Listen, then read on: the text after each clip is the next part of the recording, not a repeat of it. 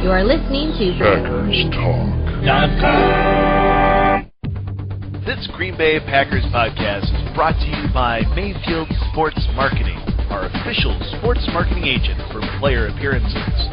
To book a Packers player for your next event, go to PackersTalk.com and click on Player Appearances. Are you looking for some signed Packer memorabilia? Look no further than Waukesha Sports Card. If the Green Bay Packer can sign it, Waukesha Sports Cards has it. Check our website for upcoming Packer player and legend signings. Go to WaukeshaSportsCards.com. Amanda, come in. 10-4. Have you infiltrated the security system yet? Locked and loaded. Ready to lower myself into the enemy war room. I'm lowering you down now. I have access. The Packers are in for a tough one this week. I need the password to proceed. The password is read option. I hate that password. Me too. You know which wires to cut. Always go for the green and gold. Here we go. I'm Amanda Geffre. And I'm Chris Callaway, and you're going with us behind enemy lines.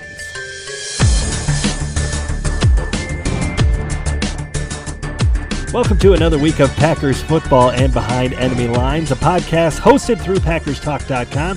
You can find us on iTunes at PackersTalk.com, as well as on Twitter at EnemyLinesGB. I'm one of the hosts, Chris Callaway, on Twitter at CCallaway33, and I'm joined, as always, by my dear friend and fellow owner, Amanda, who you can find on Twitter at Amanda R. Geffre. The Packers host the Dallas Cowboys at Lambeau Field on Sunday, as they hope to break an unfortunate two-game losing streak on their home turf. But things went well in Michigan last week. Amanda, have you forgiven yourself for going to bed early last Thursday? I have not. Good. And if you would have seen me... No, I have. I was never really super upset about it. You should be. You should be way more upset about this. I was pretty sick. Yeah. And it was pretty frustrating, and Aaron was like, you know what? The worst thing that's going to happen is you wake up in the morning, and you didn't have to sit through an awful game. Best case scenario is you wake up and they won. And I was like, okay. So were you kind of groggily looking at your phone, or did you read the paper in the morning, or how did you find out that they actually had won? I kept hitting the snooze button, and then Aaron starts watching replays. He's like, no, they won. I was like, shut up. I'm going to punch you, because I thought for sure there's no way they came back and won. Okay. And he's like, no, watch this video. It was awesome. And then, so yeah, like I groggily kind of like woke up and rolled over and looked at his phone, and I was like, oh my gosh. Like that amazing play that we've been waiting for all season actually happened. And then I was like, I'm going to get so much crap for missing it.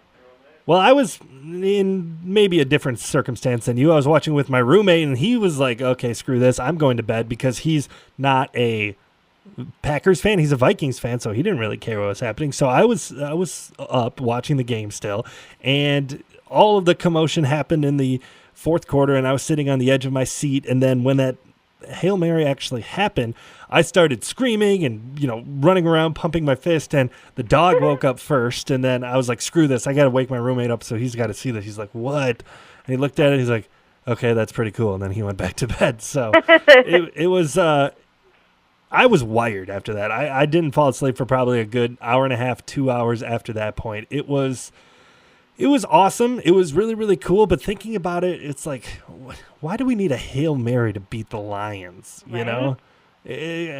You'll take it, obviously, and hopefully it's a sort of catalyst for the season. But we've kind of come to that point where they needed that sort of lucky play to avoid losing 5 out of 6 games. So I'll take it. Like I said, we're at 8-4. But, I mean, is that kind of the catalyst you think it'll be one going forward?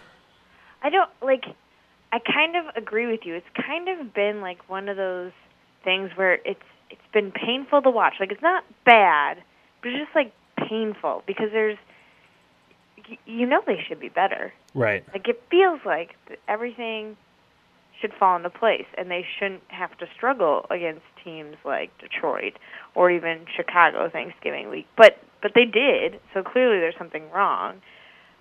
I don't know. It's interesting. I mean, we came off with a win last week, so we're not going to get as down in the dumps as we've been previously on the show. Right.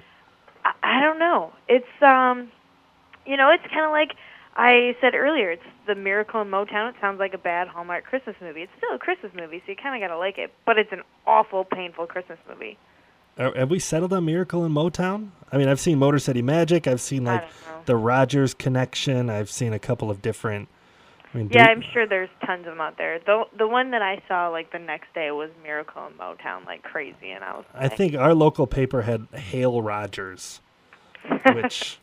I mean, we should probably... Ours was like, ooh, the Hawkeyes.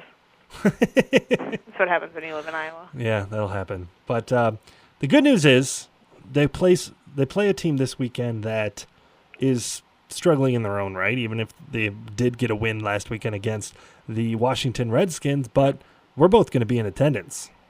Yes, we are, and it's going to be awesome. Are you nervous for that fact because you're bad luck? I'm bad luck. You're the one who gets Rogers hurt when you go to games. That was one time. Well, one very important One time he broke his collarbone. I happened to be there, and that's somehow my fault.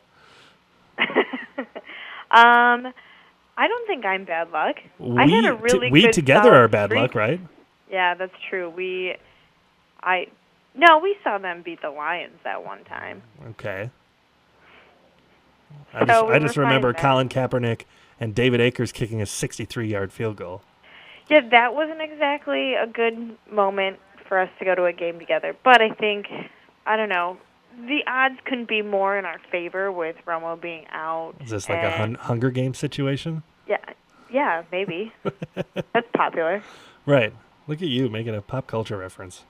It doesn't happen often. No, it does not. But, one of the things I'm most interested in seeing this weekend is what they do with the running game. I mean, we were like, what the heck, Eddie Lacy? Why aren't you getting carries? He had 4 carries for 5 yards or whatever it was on Thursday, and then it came out that he was a curfew violation the night before. But now, I mean, with Eddie Lacy and James Starks and now John Crockett into the fold, who looked at least, explosive, change of pace, whatever you want to call it, earned himself a few more carries. I mean, where do you feel about, or how do you feel about that Packers backfield? I don't know. I don't know how to feel about it. I mean, honestly, I'd like everything with Lacy to become, what it was, what we saw last year. But I don't know. It just isn't. It's or so even hot what we and saw, cold. Even what we saw 2-3 weeks ago. Yeah, right? No, I don't know. And like now he's being benched because he's making dumb choices off the field. It's like, come on, like you're not setting yourself up to win here. I would love it if Johnny Crockett became something awesome because I like his name and I feel like I could see myself shouting that at the TV. Did you understand the pop culture reference of Crockett and Tubbs? No. Eddie Lacy being, a little bit fatter, according to some people. He's Tubbs. And from the hit TV show Miami Vice, the 2 police officers are Crockett and Tubbs. Yeah, I don't watch that show. Okay, it's not on the air anymore, so that's one reason why. But I just wanted to explain that to you. Thank you. Thank You're you welcome. for breaking that down. You're welcome. So, I mean, what else did you like about the game on Thursday night? I mean, obviously, when you went to bed, there wasn't much to like, but there was nothing to like. There was nothing to like. I'll tell you one thing I liked. Julius Peppers. He's still pretty darn good. I mean, he kind of disappears at stretches, but that strip sack he had on Matthew Stafford late in the game, you're like, oh, yeah, that's right. That's what Julius Peppers can do. And I know that the Cowboys have a pretty good offensive line, but if they can get just a couple of plays like that from Julius Peppers, you're not going to get strip sacks every game, but if there's a couple of plays like that down the stretch, maybe one of those in a playoff game, that's huge for a defense that's desperately needed playmakers. I mean, we haven't had a lot of huge turnovers. It's just they've just needed guys that make plays, and it was good to see that happen on Thursday. Well, and, I think something to be said, Dallas might have a good offensive line, but if you have Julius Peppers beating down on them, and you don't have Tony Romo there to throw the ball, I mean, there's bound to be mistakes from Matt Castle, and then the secondary, they're the ones who are going to step up. So it might not be Peppers that we see actually get the credit for it, but I think he's going to be able to make some impacts and do what he does best. But, yeah, he had a big play last week, and I think that is what he's known for. And, I've never really completely lost hope in our defense. They've at least been able to turn it on at some point in the game, even though they let them go up 17-0, 20-0. Mm-hmm. They still are able to at least come out, play, make it competitive. Yeah. I don't know. I agree. And, you have a couple of guys who are showing things. Clinton Dix, I think, certainly has panned out to be a pretty darn good player. You have guys like Dayton Jones who are improving. At one point, I think we were ready to write him off, but now he's kind of showed things a little bit. Quentin Rollins and Demarius Randall. I know Randall didn't play against the Lions, but both of those guys looking very competent in the secondary. Jake Ryan stepping up a little bit in the middle linebacker position. So I know in Week 13, you still don't want to say that the defense is a work in progress, but I don't think they've peaked yet, which is encouraging if you're a Packers fan. Yes, it is. And hopefully they won't have too much of a challenge this week. I think we're still saying that as like idealistic Packer fans, though. I think don't you have to kind of throw that mindset out the window a little bit, especially after the past, month and a half? I'm trying to be positive, Chris. Well, no, not letting me. I appreciate that perspective, but I'm trying to be analytical, too. I think, the first time they played the Lions, we're like, okay, we'll just throw those Panthers and Bronco games out the window, and they'll just take care of business now. Well, that didn't happen. We thought, okay, the Favre thing happening on Thanksgiving, and they'll get the win there. That didn't happen either. So every time we go making assumptions about this team, it's kind of thrown back into our face. So I guess what I'm hoping for is just a little bit of consistency, Well, yes, I understand what you're saying, but I think at the same time, they're well aware of their situation now. They're well aware that they can't just assume the win or think, we played not so great this time, but we're at home this time, so it won't be as bad. They've lost twice at home. The last two games that they played at home, they've lost. And so I think that there's this whole mentality, like, yeah, we just came off of that win. It was really awesome, but we didn't play the greatest, and now we're going to be at home where we haven't also played the great. I think that overall there is that sense of urgency to stay consistent and to make sure that they're making the big plays, both on offense and on defense. Mm-hmm. And I think one of the things that that Hail Mary did was all but lock up a playoff spot. Obviously, there's still 4 games left. The worst they can go is 8-8, but still, that might be good enough to get a wild card in the NFC. You're looking at basically the Seahawks and the Vikings right now as the wild card teams, and if the Packers stumble a little bit, obviously the Vikings could move up in the NFC North in the division. But who else are you really worried about? There's nobody from the NFC East. The Buccaneers and the Falcons are both at 6-6. They're not exactly too intimidating either. And then everyone else is 5-7 or worse. So I think, if I were a betting man, I would bet pretty heavily that this Packers team is going to end up in the playoffs. But no Packer fan, especially after last season, is going to be content just getting there and being one and done in the wild card round. It's very true, and it's not like they've got smooth sailing here on out. I think the Cowboys game this weekend is going to be tough. I think there's no doubt about it. They're a competitive team. I think Arizona is going to be a really tough game, and that's not at home. And then I do think Vikings, just because they're going to be fighting, I think that's going to be a tough game. I really think, and maybe I shouldn't assume this. Here's me assuming. I think it's okay to assume the win against the Raiders, but I guess we'll see how they play this weekend. And then I'll tell you next weekend if I feel confident in that. Right. And I guess what would surprise you this weekend? Would it surprise you more if the Packers came out and won, 31-7, or would it surprise you more if they kind of took one on the chin and kind of came back to earth, kind of the level they've been playing at, more often than not over the past month? I would be shocked if they just, and it's not even that they would have a high-scoring game, but if they were able to keep the momentum going on offense. They're able to convert their downs. They're able to just, I think that's where they've struggled. You know, they can make one series and then the next one they it's like they 3 and out, you know. I don't know. I think that it would shock me if they were able to keep like a smooth momentum going on offense throughout the entire game. Uh-huh. And I think that's what would shock me the most. 4 of their 5 drives in the second half against Detroit ended in touchdowns. That's encouraging. I think you want to start from that point, not the huge momentum swing of the Hail Mary, but the progress that you're making, putting plays together on offense, getting stops on defense. They gave up 2 field goals in the second half, but you'll live with that. You'll live with the 6-point half, right, any day of the week.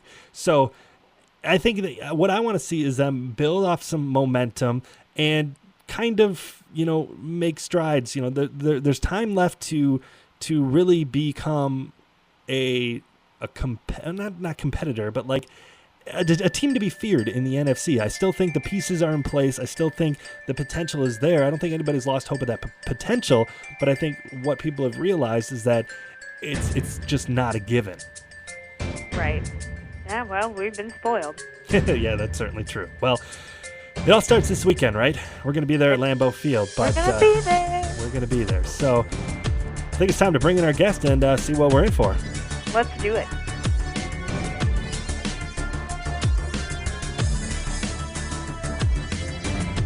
Now we'd like to welcome our guest, Jon Machota, to the show. Jon covers the Dallas Cowboys for the Dallas Morning News, and you can find his work and follow him on Twitter at Jon Machota. Welcome back to the show, Jon. We're happy to have you on here. Yeah, thanks for having me again. I feel like we are kind of a situation where we do this almost every year, so it's cool. Yeah, it's great to kind of get to know you and the Cowboys a little bit better, and seems like maybe we'll even establish a rivalry, but maybe that's just me and my husband, who happens to be a Cowboys fan. Wow, house divided. Yeah. Well, it could be worse. He could be like a Bears or Vikings fan, but it's been trash talk all week. So, let's go ahead and get started. You guys had a big win Monday night, and with the NFC East as bad as it is, even the 4-8 Cowboys are still in the mix. Is there real legitimate hope amongst Dallas fans, or did that kind of go out the window and Tony Romo got hurt again? Yeah, that's a great question, because before Monday night, I would say 100% people were done. They were out, not just because of Romo, but just the way that they even played, when he came back, and just even before he got hurt, just the way they looked against Carolina. I think there were a lot of people that when they saw Romo leave, and it was like, oh, well, that's just the final nail in the coffin. They're done. But nobody else in the NFC East took advantage of it and pulled away this past weekend. So it kind of gives Cowboys fans hope. And then the other side of it is that they were finally able to win for the first time this year without Romo.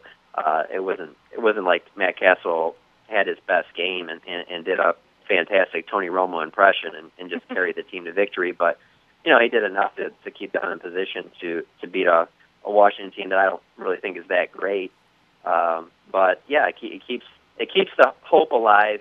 And the other part of it is that Jerry Jones has done a good job of keeping hope alive by and Jason Garrett too, but by not putting Tony Romo on IR, and so it gives fans hope that even if we can somehow win this bad division, possibly we could make it in the playoffs, and Tony could come back and be better than ever. But with that being said, obviously there's no guarantee that even if that did happen, that Tony would be able to play at the level he was playing when he played the Packers last year at that time. And I, like you mentioned, I think it's the first win for the Cowboys without Tony Romo under center. So just kind of that perspective, having a quarterback that you're like, okay, this guy can get it done. It was a nice drive late in the game to put Dan Bailey in that position to kick the field goal. I mean, from a locker room perspective, just kind of that, even a little bit of confidence in Matt Castle now.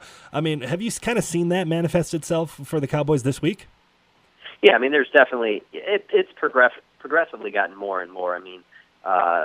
He was put in a tough situation. It's not like he was just a backup quarterback and he had been with the team all along. If that would have been the case, at least he would have got some reps with some of these starters during training camp and OTAs and minicamp, but he never got any of that either. He was kind of thrown right in the mix right away. So I feel like every time, after every week at least, it seems like there's more comfort there because he's working with the first team offense. But, I don't think there's anybody in that locker room that is thinking that, oh, Matt Castle's going to carry us and we're going to win with this offense and look like the Cowboys of last year. I think everyone understands that for them to win enough games to make the postseason, it's going to have to be on this defense. The defense is going to have to be what carries them, and they really just need Matt Castle to be pretty much a game manager and not lose the game, as opposed to having to go out there and try and win it. The defense is who's going to have to win the day.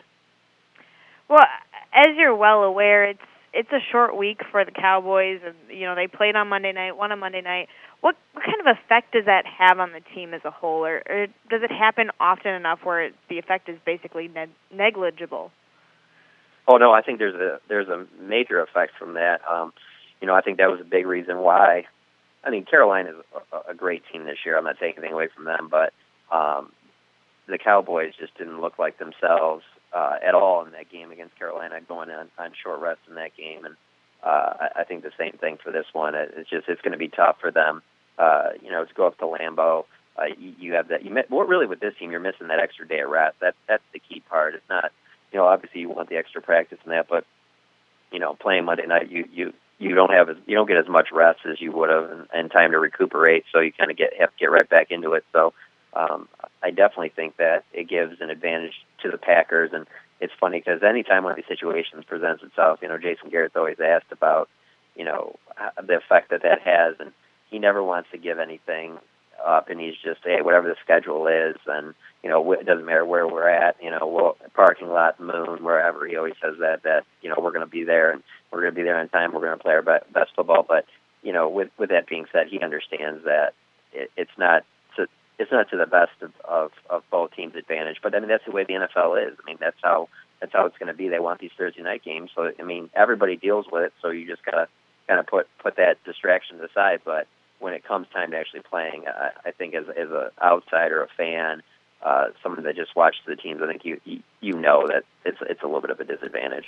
Well, the other thing that kind of popped up storyline-wise this week was the bad blood, and I use that kind of lightly, about the Dez Bryant catch, non-catch in the playoffs last season. As a Packer fan, it's a play that I'd never really, dwell back on because the team I root for benefited from it, and it's also probably because how poorly the things ended the following week against the Seahawks. But is that kind of sentiment, that revenge factor from last year's playoff game, present in the locker room, or is that just kind of a fan base thing, or is that really maybe just with Dez Bryant?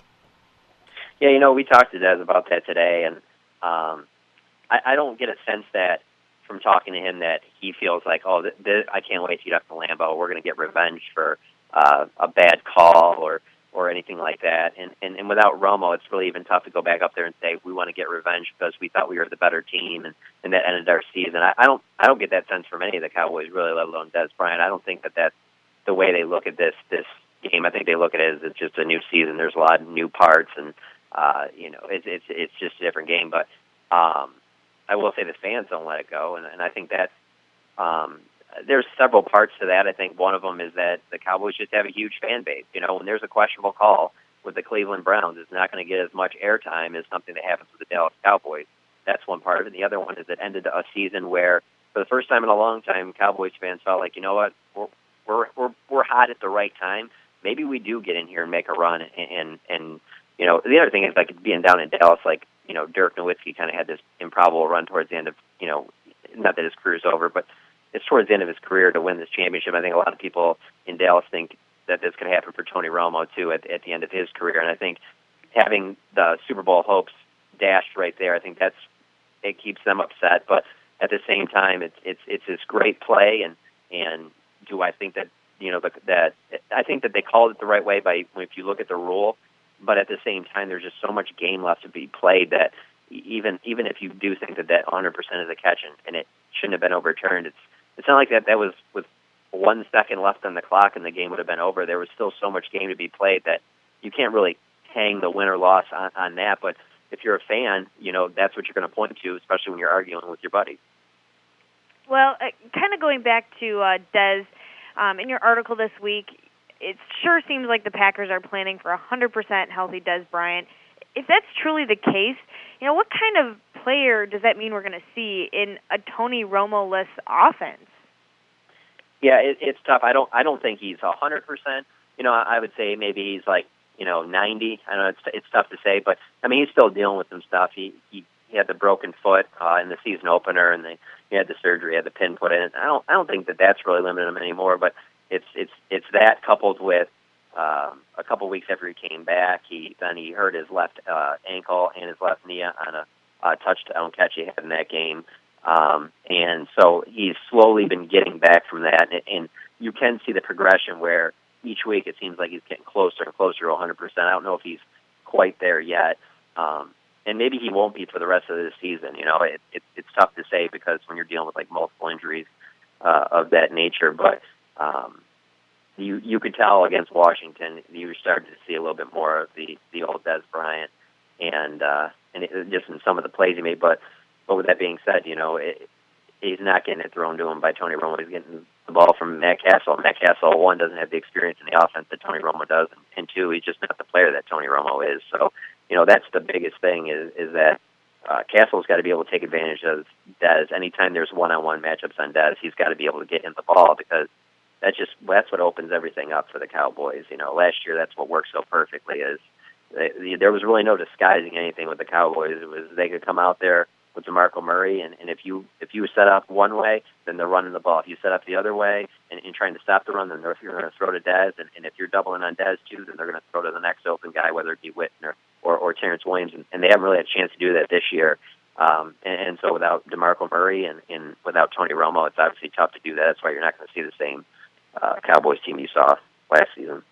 Well, switching focus now, kind of going to the other side of the ball. I read some of your guys' stuff this week from the Dallas Morning News about the defense, and two players in particular, Greg Hardy and Sean Lee, where they're both playing some of their best football of the season, especially Monday night against the Redskins. Let's start with Greg Hardy. The Packers' offensive line certainly has been banged up over the past couple of weeks. What kind of impact do you see Greg Hardy having on the game on Sunday?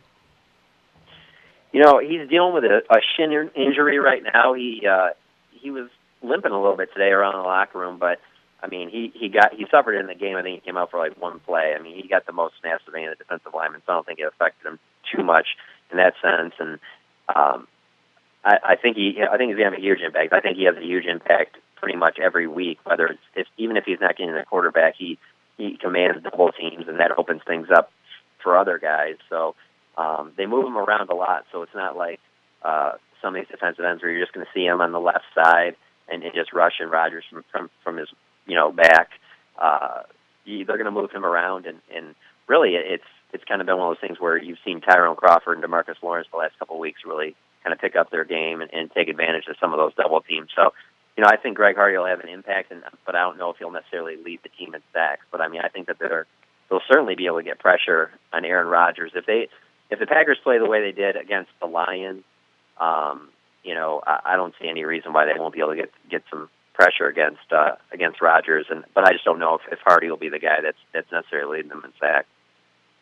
Well, the running game for the Packers has certainly been interesting, and I guess we're kind of expecting Eddie Lacy to have a bigger workload. It's no secret that having a healthy Sean Lee helps, like with his 13 tackles on Monday, but where does he fit into the grand scheme of how things will shake out on Sunday? Yeah, Sean Lee's played great these last 3 or 4 games, and then I think a thing that's helped him a lot, too, is that this is by far the best Rolando McClain has looked all year. He came in a little bit heavier than he was last year he played phenomenally, especially for a guy that they kind of just signed who was retired. He was awesome in Lee's absence, and now having them both on the field together, they moved Sean Lee to weak side linebacker, and Rolando is the middle, and really together, both of them these last 2 or 3 weeks, you really just see them taking their game to another level, and that's again, like I said earlier, that's what the Cowboys have to hang their hat on. Is just how they play defense. I mean, that's what won the game in Washington is limiting the big plays and getting off the field, getting sacks. And the problem is that, with all that being said, the thing that's missed the most on that defense that they had last year is the turnovers. They haven't been able to cause any turnovers, and they went from being first in the NFC last year, and now they're last in the league in that department this year. So that's the big thing. That's what Sean Lee and that's what Orlando McClain, that's what they're going to have to do. I mean, not only do they have to stop Eddie Lacy in the run game, but they got to find ways to get their hand on passes, whether it be interceptions or forced fumbles, because they need the extra possessions on offense without Romo. So that's really the key right there. If you can tell me the Packers are going to take care of the ball and not turn it over at all, then I don't see any way the Cowboys win the game. Well, they certainly have turned the ball over a little bit more this year than in years past, especially Aaron Rodgers hasn't been infallible. So we'll certainly be looking for that on Sunday. But we don't talk about kickers all that often here, but Dan Bailey is really good, as evidenced by his game winner on Monday night. He's one of the best kickers in league history by a number of different statistics, and the weather is a bit uncertain for Lambeau on Sunday, so that could play into things as well. But what kind of safety net does having Dan Bailey in situations like Monday night give this offense and this team? Oh, it's huge. Jason Garrett talks about that all the time, that they don't want anybody to think that they're taking Dan Bailey for granted, but that's a huge weapon to have. Talking to him after the game, after that kick, it's one of those, 54 yards he's good from, and outside, there wasn't any wind or anything like that. It wasn't too chilly. It wasn't, but then still, as an outside kick, and he said that he would have been good with going out there from 56. So, I think there's a huge difference in the NFL and kicking outside and inside, and especially with the elements, if it's raining and whatnot, that's going to change things big time. But I don't think there's too many guys in the league that do it any better than Dan Bailey, whether it's inside or outside, and with the conditions. So yeah, that's a huge weapon to have, and I think he's playing really well too.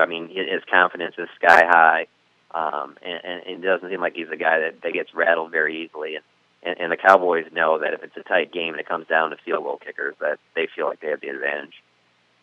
Well, if it comes down to a field goal on Sunday, Dan Bailey might be kicking into some rain and wind. It doesn't look like the best of weather Sunday afternoon, late afternoon, evening. But we will just have to wait and find out what exactly this game is going to bring for us.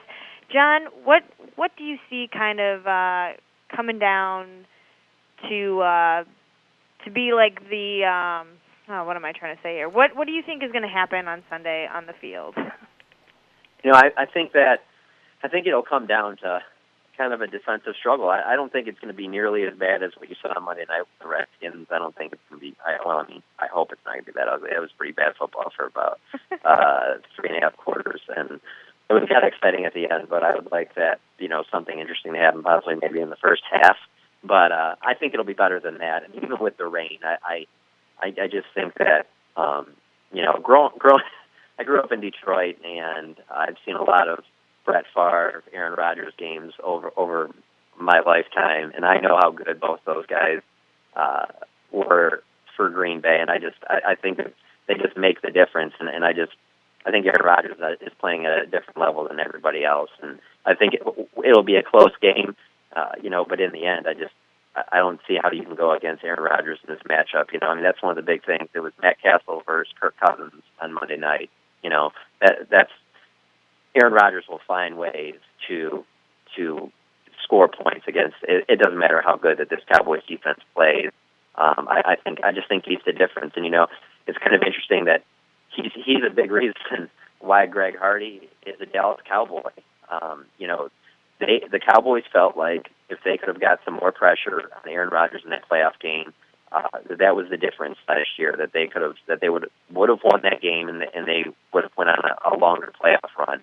But even a hobbled Aaron Rodgers, they weren't able to slow him down and get enough pressure, and that's why they went in the offseason knowing that, hey, we got to go out there and upgrade this defensive end position. That's why they brought in Hardy, and they drafted Randy Gregory in the second round. It's because of Aaron Rodgers. It's because what he did to them. And even with that being said, I think he's the difference, and I think he'll be the difference on Sunday. Do you kind of see it being a high-scoring game, or do you have like a point spread that you want to give us?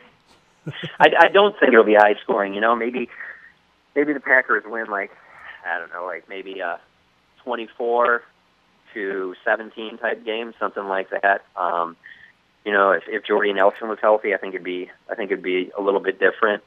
But I think that the Cowboys will play everything close to a best in offense, trying to be kind of conservative and not turn the ball over and be content with going into halftime with a field goal battle like they did against Washington. And obviously that can all change if Rodgers gets a couple big plays or if Green Bay gets the running game going. So I don't know.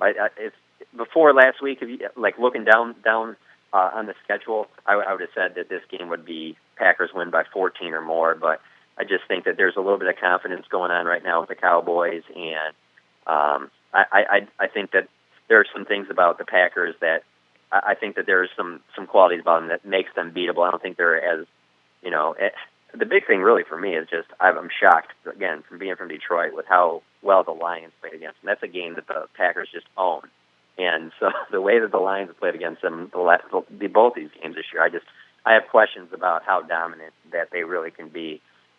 So obviously the offensive line is a big part of that, but that's one reason why I don't think it'll be a blowout. Right. Well, I think, like you said, there's a big what if we've been asking all season if Jordy Nelson was healthy.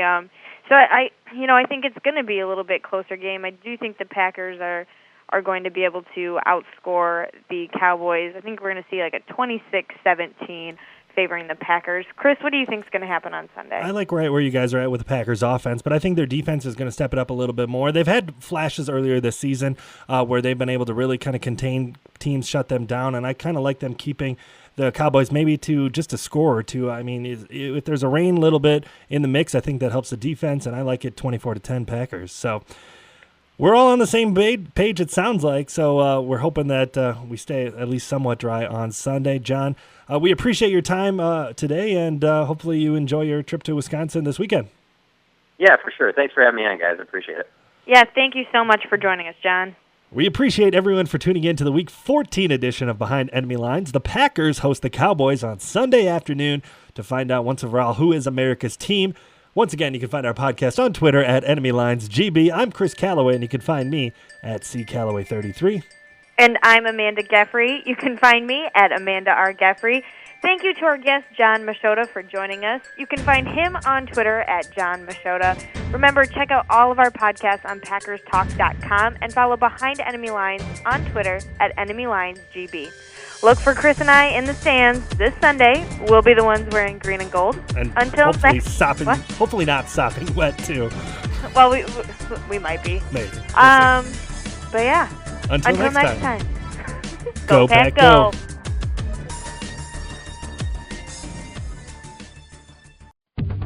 This Green Bay Packers podcast is brought to you by Mayfield Sports Marketing, our official sports marketing agent for player appearances. To book a Packers player for your next event, go to PackersTalk.com and click on Player Appearances. Are you looking for some signed Packer memorabilia? Look no further than Waukesha Sports Card. If the Green Bay Packer can sign it, Waukesha Sports Cards has it. Check our website for upcoming Packer player and legend signings. Go to WaukeshaSportsCards.com.